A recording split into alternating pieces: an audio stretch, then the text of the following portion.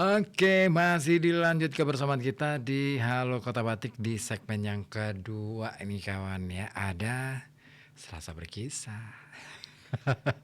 Baik, dan terima kasih ya tadi yang sudah ikutan gabung. Cuman menyapa saja Pak Jafar di Kali Lembu ya, Karang Dadap. Siapa nih? Pak Jafar dan Mama Zulfa ya. Oke, kirim-kirim salam aja sih. Oke, dan kemudian saya tunggu atensi Anda di 0285424474 ataupun melalui WhatsApp di 0855420912 ya. Tapi sambil nunggu atensi dari Anda nih, ada satu kisah menarik nih. Ngomongin soal pendidikan. Tadi kan sudah kita ngobrolin soal pendidikan ya. Nah, saya punya cerita lain soal pendidikan. Bahwa ternyata mendapatkan gelar sarjana itu nggak selalu harus di kampus. Ada nih yang justru dapat gelar sarjana itu dari penjara. Oh, nggak bisa. Nah, menariknya lagi, sosok ini adalah salah seorang dari pencetus konferensi Asia Afrika. Who is he? Siapa dia? Nah, jadi berbicara tentang konferensi Asia Afrika tahun 1955 di Bandung. Tentu ingatan kita tidak bisa dilepaskan dari sosok yang namanya adalah Ali Sastro Amijoyo. Dialah pencetus konferensi yang kelak menginspirasi lahirnya gerakan non-blok. Dan ini adalah kisah sekelumit ya tentang Ali Sastro Amijoyo yang sempat dimuat di majalah Intisari edisi September 2017. Nah, ketika mahasiswa nih kawan ya, Ali Sastro Amijoyo itu sempat ditangkap Belanda pada tahun 1927. Seminggu setelah itu, dia akhirnya harus maju ujian sarjana hukum. Semua tentamen atau ujian mata kuliah sebelum menempuh ujian akhir baru saja selesai ketika polisi Belanda datang menahannya bersama 3 rekannya, yaitu Muhammad Hatta, Abdul Majid Jayadiningrat, dan Nazir Datuk Pamuntjak. Nah, setelah sebulan meringkuk di penjara, Ali rupanya mendapatkan izin untuk menempuh ujian doktoralnya. Dari sel nomor 14 di penjara Den Haag, dia diangkut dengan mobil penjara ke Universitas Leiden. Sehabis ujian yang diikutinya dengan hasil yang baik, dia kemudian dikembalikan lagi ke dalam penjara. Nah, keempat pemuda itu ditangkap karena sebagai anggota pimpinan Perhimpunan Indonesia. Mereka didakwa berkomplot untuk menggulingkan pemerintahan Belanda yang waktu itu masih menguasai Indonesia. Nah, Ali tiba di Belanda pada permulaan tahun 1923 setelah menamatkan studinya di HBS Jakarta bagian sastra. Dia mendapat beasiswa untuk belajar bahasa dan sastra timur di Universitas Leiden. Nah, setelah setahun mengikuti kuliah di jurusan itu, dia kemudian pindah ceritanya nih ke Fakultas Hukum. Jurusan ini dipandangnya lebih bermanfaat bagi perjuangannya bersama para pemuda lain demi mewujudkan kemerdekaan bagi bangsa dan negaranya. Tapi Ali juga ikut mengambil mata kuliah sejarah Jawa Hindu sebagai mata pelajaran pilihan dan mengikuti kuliah-kuliah dari Profesor Dr. N.J. Krom.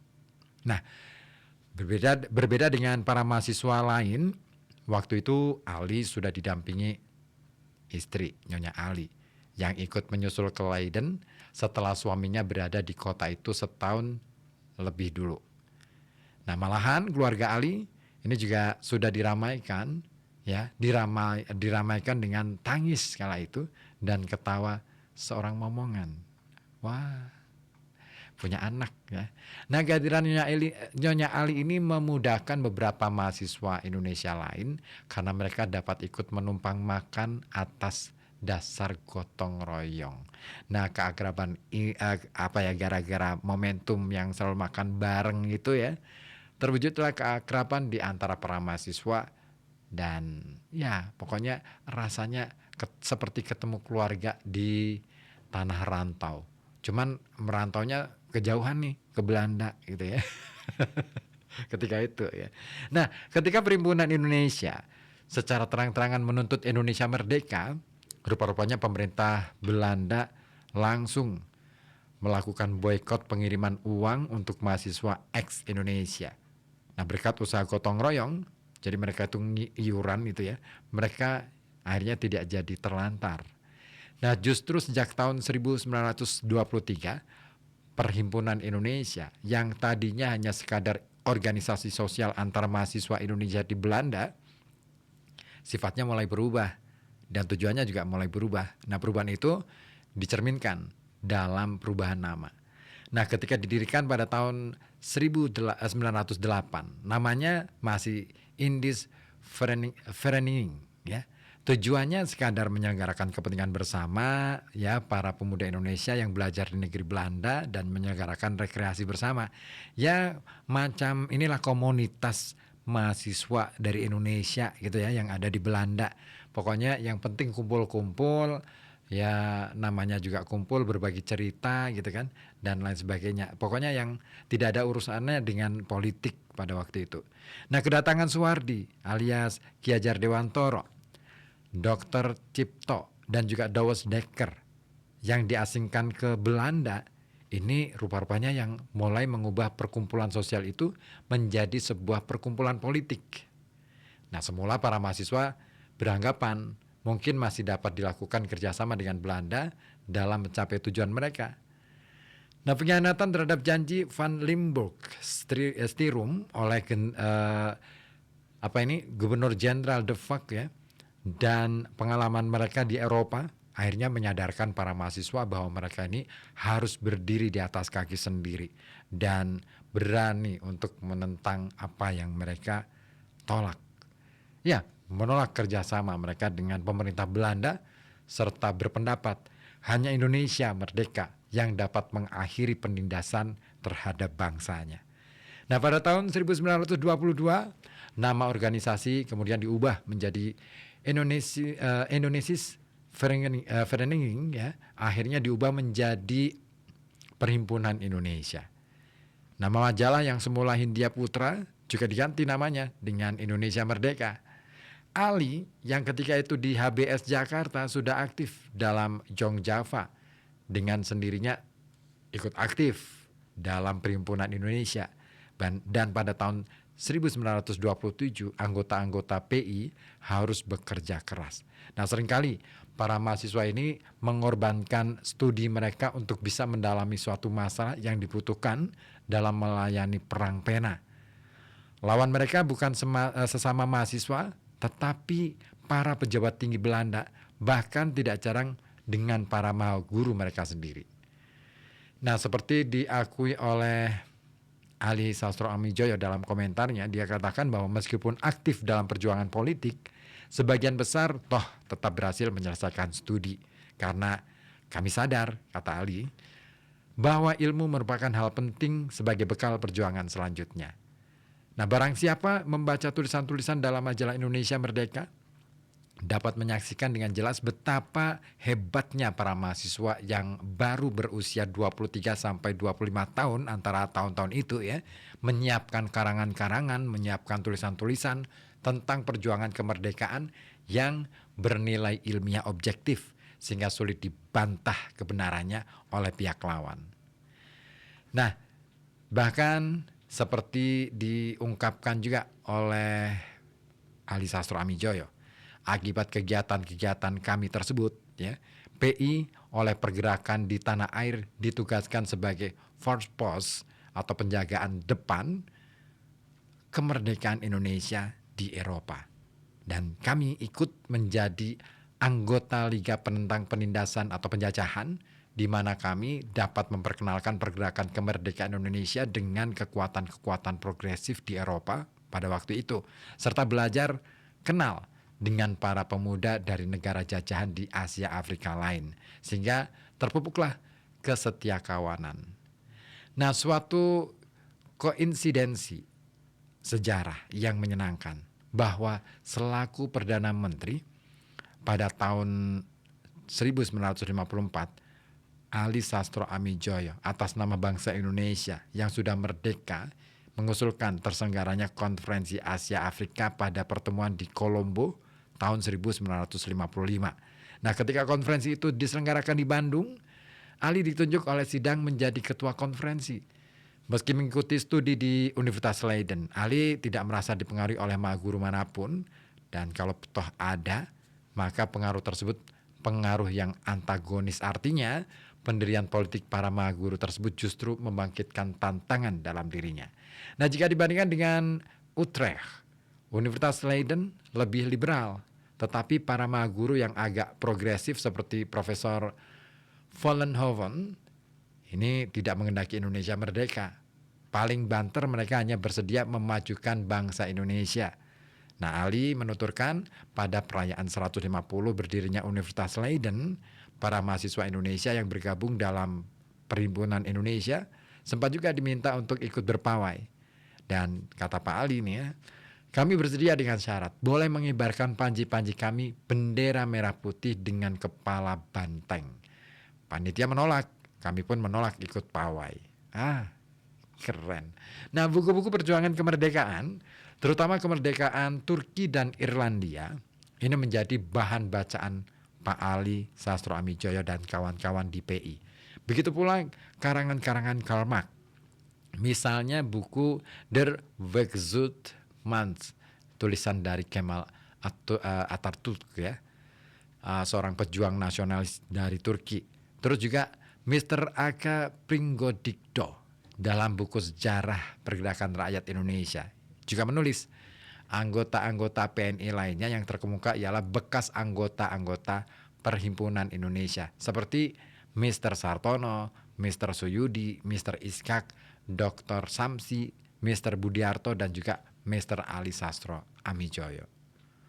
Nah, sekembalinya dari Eropa pada permulaan tahun 1928, Ali Sastro Amijoyo menetap di Jogja, bekerja sebagai pengacara. Idaman ayahnya yang mengharapkan supaya dia menjadi pegawai Panggreh Praja, rupa-rupanya terpaksa tidak terkabul, dan oleh karena baik sebagai bekas anggota PI maupun sebagai anggota PNI, sesuai dengan asas non-cooperation, dia menolak bekerja sama dengan pemerintah Belanda. Ya, seperti kata Ali Sastro Amijoyo, perkenalan saya dengan Bung Karno penting bagi saya. Saya belajar ideologi, inspirasi, dan gerakan politik dari beliau. Nah, perkenalan itu terjadi di Bandung tidak lama setelah Ali kembali dari Eropa. Nah, pada tahun 1928, dia juga menjadi anggota PNI.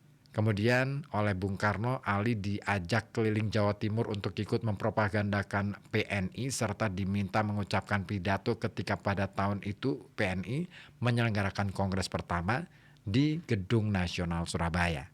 Nah, seperti dengan tokoh-tokoh yang lainnya, tokoh-tokoh pergerakan lainnya, kecuali bekerja sebagai pengacara untuk mencari nafkah, Ali ternyata juga pernah menjadi guru taman siswa di Yogyakarta. Bahkan dia juga menulis beberapa surat kabar, antara lain Janget, kemudian Suluh Indonesia Muda, Sediotomo, dan juga Darmo Kondo. Nah, dari Yogyakarta dia kemudian pindah ke Madiun dan menetap di kota itu lebih dari 10 tahun. Nah, di kota itulah dia aktif bergerak dalam PNI. Ketika PNI dibubarkan, dia tetap berada di barisan Front Marhenis, mula-mula pada Partai Indonesia atau Partindo, kemudian pada Gerakan Rakyat Indonesia, Gerindo. Nah, ayah Ali adalah seorang Wedono. Dia tinggal di Grabak dekat Magelang.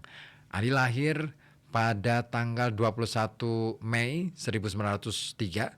Saudara kandungnya berjumlah 12 orang. Ya, zaman dulu emang gitu ya. Anaknya banyak gitu ya. Dan Ali itu adalah nomor yang ke-11. Nah, mula-mula tokoh Front Marhenis ini belajar di sekolah desa, kemudian meneruskan ke sekolah dasar berbahasa Belanda di Magelang. Dan seperti dikatakan dia, ayah saya seorang yang kuat ibadahnya, karena itu di samping sekolah biasa, 3 kali seminggu kami semua harus belajar mengaji dan bahasa Jawa. Wow, keren ya, bahasa Jawa masih Keren nih. Dia mengharapkan agar semua anak lelaki 6 orang mengikuti jejaknya menjadi panggreh praja. Bintang Mahaputra tingkat 2 diberikan kepada Ali atas jasanya yang luar biasa terhadap nusa dan bangsa sebagaimana tertulis pada petikan dari surat tanda jasa tersebut. Ada lagi 1 bintang Satya Lencana dan sebuah bintang kehormatan dari Yugoslavia. Wow. Nah, pekerjaan mana yang paling memuaskan? Sebagai Perdana Menteri atau sebagai Duta Besar? Sebuah wawancara ditulis oleh Intisari. Jawab Pak Ali adalah, saya ini orang yang tidak mudah puas begitu saja. Selalu merasa ini masih kurang baik. Itu masih dapat disempurnakan. Tetapi tentu saja saya bersyukur dapat menyumbangkan sedikit kepada bangsa dan negara, terutama ketika saya menjadi Perdana Menteri.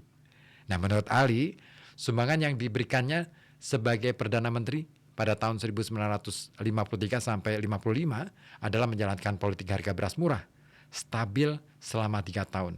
Rata-rata seharga Rp3 per kilogram dan membatalkan persetujuan konferensi meja bundar yang menjadi sumber kompromi mental.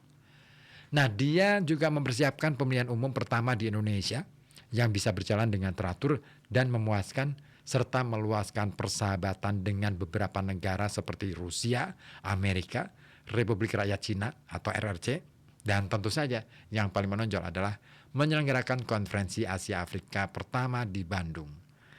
Ali adalah Dubes Republik Indonesia pertama untuk Amerika.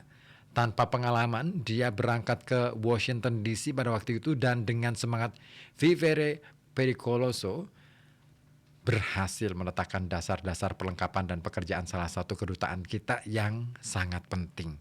Nah, sebagai dubes di PBB, selaku salah seorang pemuka konferensi Asia Afrika, dia bangga ikut menyaksikan semakin banyaknya negara-negara baru Asia Afrika bermunculan di PBB.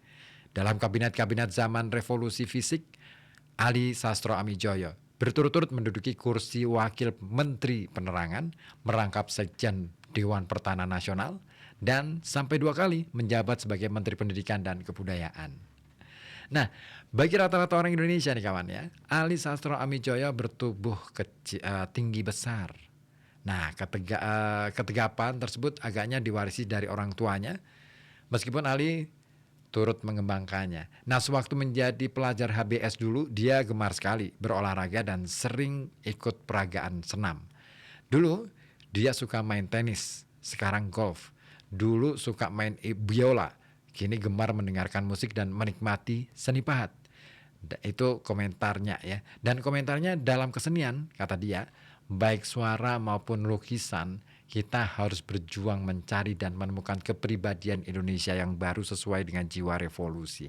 Kita jangan kembali ke zaman Borobudur atau Prambanan. Dari monumen-monumen kuno tersebut diambil saja api kebesarannya yang membuktikan kemampuan bangsa kita dalam bidang kesenian. Nah, dari buku-buku perpustakaannya juga nih kawan ya, beberapa yang menjadi kegemaran Ali adalah buku sejarah revolusi Perancis. Kemudian San Minchu 1 karya Dr. Sun Yat-sen ya. Buku-buku tulisan Lord Bertrand Russell, autobiografi Nehru, dan juga kumpulan karangan Mao Zedong. Tetapi juga dia gemar banget membaca Babat Tanah Jawi dan Serat Pararaton. Jadi tidak sia-sia dulu dia diwajibkan mengikuti pelajaran ekstra bahasa Jawa oleh ayahnya. Sekarang itu ya, Ali Sastro Amijoyo. Kita di mana nih? Oke deh. Mau nyapa dulu deh yang sudah gabung. Ada Dina Yanti di Kertijayan. Selamat malam Kang Ribut, selamat malam juga Dina Yanti. Baru gabung nih, mau nyimak dulu baru nanti komen. Kenapa baru gabung? Tadi padahal keren loh ngobrolin Anda dan keluarga. Temanya tentang psikologi anak sekolah. Wah, sayang kan dilewatkan jam 7 sampai jam 8 tadi. Terus Ipin di Talun, selamat malam. Dedi Corbuzier aja dapat let call, tidak harus jadi tentara. Aduh, ini ngeri nih. Oke, cukup dekat dengan yes. Nggak perlu ya, terus kemudian, Mbah Abbas di Comal, "Assalamualaikum Mas Ribut." "Waalaikumsalam. Nyimak dari tadi, tapi mau nanya bingung, nyambung nyimak lagi, belajar dan belajar lagi. Karena saya biasanya lebih suka mendengar tapi sedikit membaca. Sebenarnya pingin sih membaca kayak waktu dulu sekolah." Oke. Ya menyimak itu juga bagian dari keterampilan bahasa, berliterasi ya, heeh. Karena sebenarnya orang menyimak, terutama kalau seperti informasi yang saya sampaikan, itu juga penting. Kemampuan menyimak seseorang itu, bukan hal yang mudah loh dilakukan, heeh. Kenapa? Karena biasanya gini, orang menyimak tapi setelah itu lupa. Nah, perlu nih dites, kira-kira apa nih yang diingat gitu. Nah, kalau di dalam apa ya, keterampilan untuk menguji keterampilan berbahasa ya, itu ada, menyimak itu atau listening ya, listening itu ada ujiannya. Biasanya berupa digital rekaman, wacana gitu kan, dalam beberapa menit gitu, berapa detik gitu. Kemudian harus bisa menjawab apa, poin-poin yang tadi disampaikan dalam wacana yang dibacakan atau yang diputar itu audionya. Oke, Dina Yanti di Kertijayan, "Ya Kang sayang, kenapa?" Oke. Pak Gusara juga monitor ya. Baik, saya monitor nih mulai Anda dan keluarga dan ini lagi menyimak apa yang disampaikan Mas Ribut. Oke, matur nuwun ya. Oke, ya Ali Sastra Amijoyo, keren banget. Saya, banyak mendapatkan inspirasi dari tokoh-tokoh yang kayak gini nih. Semakin banyak kita membaca tentang kisah atau rekam jejak para tokoh-tokoh kayak gini nih ya, para tokoh pejuang Indonesia, saya kira apa ya, luaslah kita, semakin luas wawasan kita dan semakin dalam kita mencoba untuk membaca diri kita. Oh, kita sudah ngapain? Kalau yang dulu-dulu aja segitu kerennya, kenapa kita nggak bisa hari ini? Why? Nah, baik, saya akan masih lanjutkan kebersamaan kita di Halo Kota Batik ya. Tapi saya mau apa nih, ada yang minta lagu tadi katanya kayaknya, Leto ya, Mbah Abbas mintanya Leto. Oke deh, saya mau puterin Leto yang diminta sama Mbah Abbas, Lubang Hati. Yeay, pas banget nih Lubang Hati ya. Lubang hati ya, kita emang bener ya istilahnya perlu nih mencari lubang hati. Oke, Dimus di Karanganyar hadir ceritanya. Oke, thank you. Lubang hati diminta Mbak Abbas yang ada di Comal. Tetap stay tune terus di FM 91,2 Radio Kota Batik News Interaktif.